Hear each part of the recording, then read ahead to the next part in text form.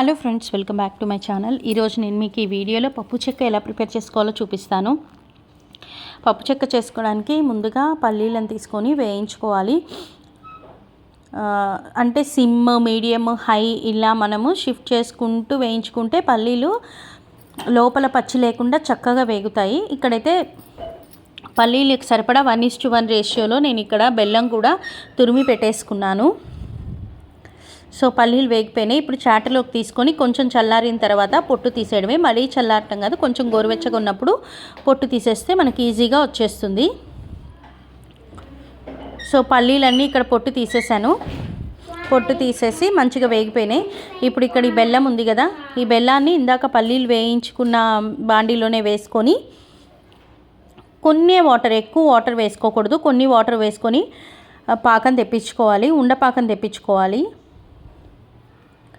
పాకం కరెక్ట్గా వస్తే పప్పు చెక్క టేస్ట్ కూడా చాలా బాగుంటుంది, కరెక్ట్గా వస్తుంది అన్నమాట మనకి. సో పాకం రావటం స్టార్ట్ అయిపోయింది. ఇక్కడ నుంచి మనం కొంచెం చెక్ చేసుకుంటూ ఉండాలి.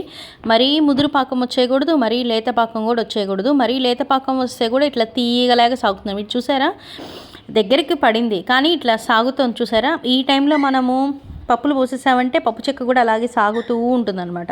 సో అలా కాకుండా ఇంకా కొంచెం ముదరాలి పాకం. 2 మినిట్స్కి ఒకసారి అలా చెక్ చేసుకుంటే మనకి పాకం కరెక్ట్గా తెలిసిపోతుంది. సో ఇందాకటి మీద గట్టిపడింది కానీ ఇంకొంచెం తీగలాగానే ఉంది, సాగుతుంది. కాబట్టి ఇంకో 2 నిమిషాలు పాకం తెప్పించుకుందాం. సిమ్లోనే పెట్టుకొని పాకం తెప్పించుకోండి. హై పెట్టేసుకుంటే పాకం ఎక్కువ వచ్చేస్తుంది, మాడిపోతుంది కూడా. పాకం మాడిందా అసలు టేస్ట్ అంతా పోతుంది. కాబట్టి జాగ్రత్తగా సిమ్లో పెట్టుకొని పాకం తెప్పించుకోవాలి. సో ఇక్కడ చూసారా, ఇందాకటి మీద ఇంకా గట్టిపడింది, ఉండలాగా కూడా వచ్చింది.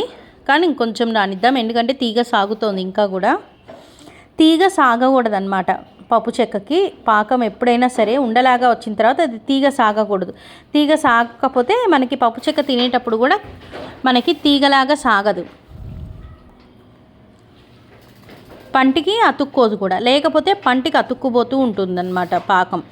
అలా కాకుండా మనకి ఇట్లా క్రిస్పీగా కరకర వచ్చేటట్టు రావాలండి. ఇది చూసారా, కరెక్ట్గా వచ్చింది. ఇక్కడ పాకం అనేది చక్కగా ఉండలా వచ్చింది, తీగ సాగట్లేదు. ఇంకా ఇప్పుడు ఈ స్టేజ్లో నేనైతే పప్పులన్నీ వేసేసుకున్నాను, వేయించుకున్నవి. ఆ తర్వాత ఇలా ఒక బౌల్కి నెయ్యి రాసుకొని, ప్లేట్కి నెయ్యి రాసుకొని ఆ ప్లేట్లో ఈ పప్పు చెక్క మిశ్రమం అంతా వేసుకొని ఒత్తేసుకున్నాను.